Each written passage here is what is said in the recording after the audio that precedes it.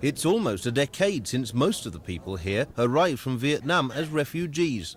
2,500 of them, the largest group in Britain, settled at Southwark. The Home Office minister responsible for refugees now says the policy of dispersing the Vietnamese in small groups all over the country was wrong. It's meant this often forgotten community has been less able to overcome employment obstacles like problems with English and a lack of recognised qualifications or experience.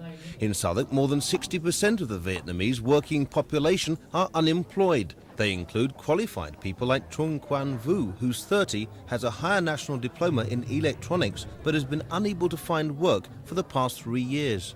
Everywhere I've been for an interview, they ask for experience in electronics in my field. And I often argue that if no one prepared to accept me in the first place, how can I have experience? There are success stories. Hai Nguyen, who's 24, came to Britain in 1980, went to college, worked as a mechanic and 7 months ago opened his own garage at Bermondsey.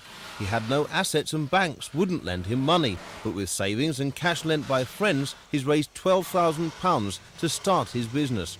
Now he's working up to 80 hours a week to make it a success. But I think in the future, the percent for Vietnamese for unemployment, they will go down. But we intend to work. When we work very hard.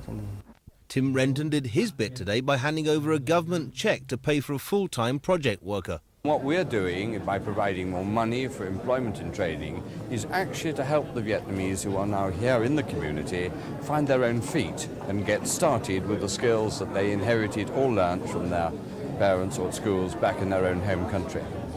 With the Vietnamese determined to train and find jobs for themselves rather than wait for politicians to act, at least one community group is banking on a bright future in unemployment-hit Southwark. Mark Wadsworth, Thames News.